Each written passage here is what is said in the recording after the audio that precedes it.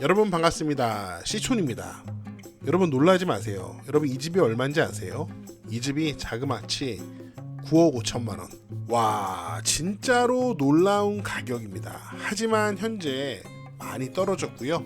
현재 가격은 최저가 4억 6천만 원이 되겠습니다. 반값 이하로 가격이 폭락을 했어요. 저는 이 대목에서 이런 궁금증이 듭니다. 만약에 이 집을 현재 반값으로 떨어졌으니까 요 4억 6천만 원 이 가격에 사면 괜찮을까요? 만약에 현금이 많은 분들은 현금으로 살 수 있지만 저처럼 돈이 별로 없는 사람들은 이런 집을 절대 현금으로 살 수가 없거든요. 그럼 대출을 받아야 돼요. 그럼 대출 받아 사면은 과연 버틸 수 있을까요? 경매물건 현장 한번 살펴보고 꼼꼼하게 분석해 보도록 하겠습니다. 자, 우선 뉴스 기사를 통해서 현장을 확인해 보도록 하겠습니다. 이 전원주택 단지는 이렇게 뉴스에 나왔던 마을이에요. 여기는 천안이고요. 여기가 입장 저수지라고 합니다. 이 저수지 인근에 기로 들꽃 마을이라는 전원주택을 조성하겠다고 2019년에 나왔던 기사입니다. 그리고 이 마을은 계획대로 잘 조성이 된 것 같아요. 2021년도 기사를 보면은 정원처럼 이쁜 마을, 옆 동네 주민들도 놀라울 정도다, 이런 기사가 나온 적이 있습니다. 이 사진 속의 마을이 참 아름답긴 하네요. 자, 그러면 마을길을 따라서 한번 마을 구경을 해볼게요. 현장 자료들은 모두 미쓰고 부동산에서 참고를 했고요. 시촌 시청자분들께는 미쓰고 부동산 7일 무료 이용권, 3개월 추가 혜택을 드리니까 관심 있는 분들은 영상 하단에 설명을 참고해 주세요. 마을길이 정말로 상당히 아름답습니다. 도로 포장도 깔끔하고 마을의 조경수, 철쭉을 비롯한 관목들도 아주 멋지게 잘 심어놓은 것을 확인할 수 있습니다. 이 집이 경매물건인데 사진 화질이 썩 좋진 않지만 이 사진으로 봐도 동네며 전원주택이며 다 아름다운 것 같습니다. 경매물건을 바로 앞에서 본 모습인데 도로에서부터 상당히 높게 토목공사가 되어서 집은 저 위에 올라가 있네요. 자, 이쪽으로 가면은 이제 경매물건 전원주택의 대문이 나오는데요. 계속 가보도록 하겠습니다. 돌아오면 집의 뒤쪽 모습이 보이고 여기가 대문이 되겠습니다. 검정색 대문이 굉장히 멋있고요. 차는 이 대문 안으로 들어가도 되고 아니면 그냥 대문 밖에도 세워놔도 돼요. 왜냐면은 이 대문 밖에까지 다 이 전원주택 경매물건의 토지입니다. 내 땅이니까 이 밖에다 대도 되고 이 안쪽에 들어가도 돼요. 여기 마당 옆쪽으로 산이 보입니다. 여기 범면이 보이는데 경사는 사실 좀 부담이 느껴지는 경사도인 것 같습니다. 토사가 유실되지 않게 지속적으로 녹지화를 잘 하는 게 중요할 것 같아요. 마당의 저 안쪽으로 가볼게요. 이 안쪽으로 가면은 이렇게 수로가 보입니다. 수로. 이런 수로가 있고 이 끝에 연못을 만들었어요. 인공 연못, 인공 수로인데 여기 아이들 놀이터가 있는 거 보니까 여름에 아이들 시원하게 놀으라고 이렇게 만들어 놓은 것 같아요. 이렇게 공들여서 정원을 꾸며 놓은 모습을 봤을 때 집주인이 참 마음을 많이 쏟은 집일 수 있겠다, 그런 생각이 들어요. 여기서 뒤를 돌면 딱 이렇게 전원주택이 보입니다. 마당에 잔디를 아주 잘 깔아놨고요. 집 앞에 이렇게 코스트코에서 파는 가제보도 보입니다. 요거 상당히 비싸던데 저도 나중에 하나 사고 싶어요. 집은 딱 모양이 기역자고요. 면적이 상당히 보이죠. 이 건물, 이 집은 총 면적이 78평. 와, 집 어마하게 크네요. 78평이면은 저는 사실 가늠이 되지 않습니다. 저희 집도 애들이 많아서 애들이 셋이거든요. 그래서 저희 집이 52평인데 전원주택으로.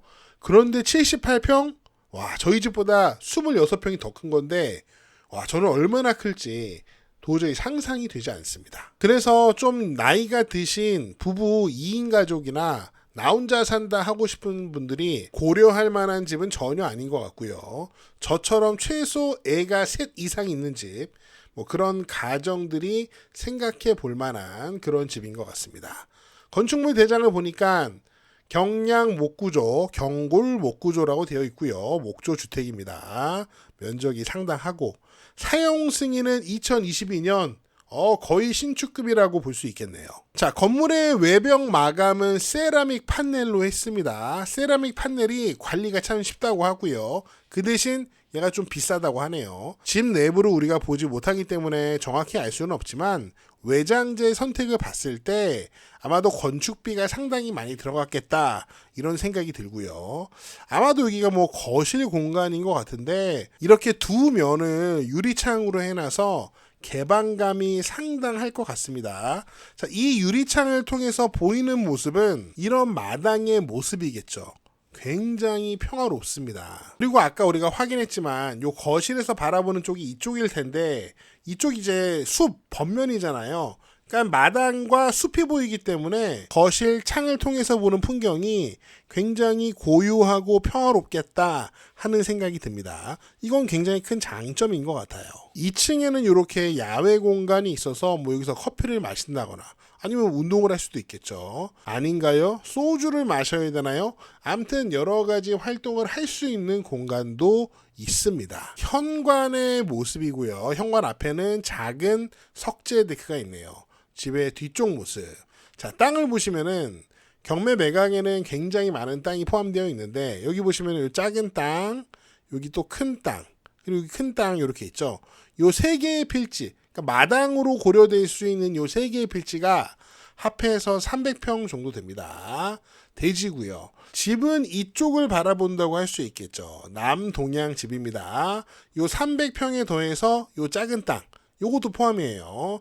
얘는 대지고요. 그 다음에 요 마을에 엄청난 도로가 있는데 이 도로도 도로 지분으로 경매 매각에 포함되어 있습니다. 자, 여기 도로 보이시죠? 이 도로가 지분으로 경매 매각에 포함되어 있고 여기 주황색이 국유지인데 요만큼이 개인 땅이 좀 껴 있습니다. 제 개인적인 생각이지만 요것 때문에 통행에 문제가 생길 것 같진 않아요.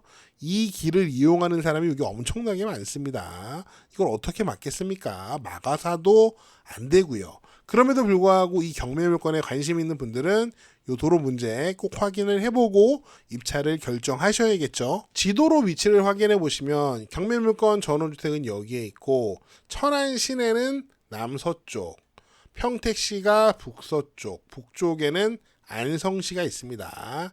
시내 접근성은 뭐 나쁘지 않을 것 같고요. 자, 요 마을을 보시면은 여기가 입장 저수지가 되겠죠. 여기 전원주택 단지 안에 전원주택이 딱 봐도 100채가 넘는 것 같습니다. 하나 확인하실 게 주변에 공장이 좀 있어요.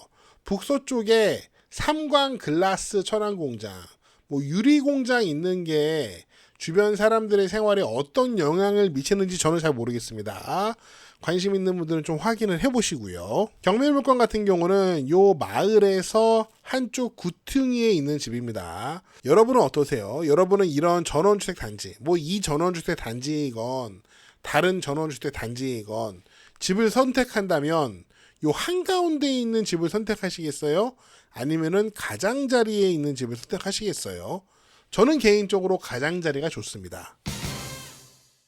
자, 바로 경매 개요 확인해 보도록 하겠습니다. 사건 번호 확인하시고요. 자, 감정가가 9억 5천만 원. 와, 비싸다. 그런데 현재 51% 떨어졌고요. 최저가는 4억 6,700만 원 정도 되겠습니다. 여기 보시면 토지가 지분 매각이라고 쓰여 있는데 왜 그런 거냐면은 앞에서 살펴본 것처럼 대지는 모두 경매에 포함되어 있고요. 도로만 지분이에요. 그래서 여기가 토지 지분 매각이라고 쓰여 있는 겁니다. 다음 매각기일은 내년 1월 13일이고요. 바로 권리 분석해 보도록 하겠습니다. 매각물건 명세서를 보면은 조사된 임차 내역이 없다고 되어 있고요. 현황 조사서에도 소유자 겸 채무자가 전입해서 점유하고 있다고 명시되어 있습니다. 그러므로 임차인과 관련된 권리적인 문제는 없어 보이고요. 등기부 현황을 보시면은 여기 말소 기준 권리가 되는 근저당권이 있고요. 6억짜리. 나머지 권리들도 그 다음에 설정된 거기 때문에 모두 경매 과정을 통해서 소멸됩니다. 낙찰자에게 인수되지 않는 것으로 보이고요. 그렇기 때문에 이 집은 뭐 하자가 뭐 거의 없다고 봐도 될 것 같습니다. 유일한 하자가 뭐냐면 가격이에요, 가격. 등기를 보니까 현재 소유주가 2023년도에 이 집을 토지하고 건물 모두 합해서 9억에 구매한 것을 확인할 수 있었습니다. 집을 구매하면서 금융기관에 대출을 받은 것 같고요. 채권 최고액이 6억 1,600만 원이니까 한 5억 정도 대출을 받은 것 같습니다. 그 다음에 바로 또 이제 개인 근저당이 설정이 되는데 제가 등기를 확인해 보니까 이 개인은 이 집의 전주인입니다.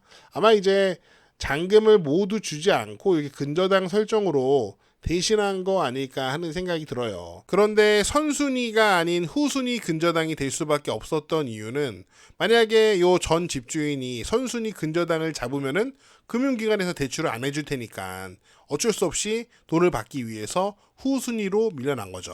아무튼 현재 요 개인 근저당권과 여기 금융기관의 근저당이 모두 임의 경매를 신청한 상황이에요. 9억짜리 집을 사면서 거의 8억을 대출을 받았습니다.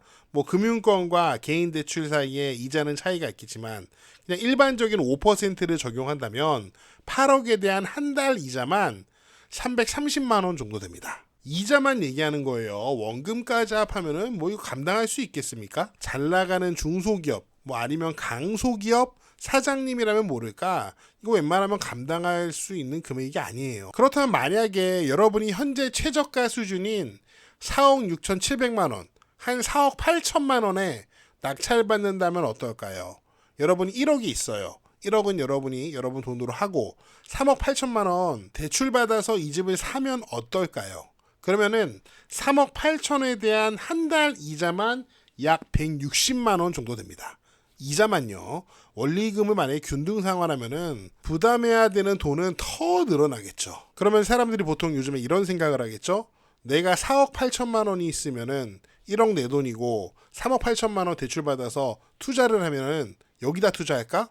이렇게 사람들이 요즘에 질문을 한단 말이에요. 왜냐면은 시골 주택이 미래에 가격이 상승할 거라는 기대를 요즘에 거의 아무도 안 하죠.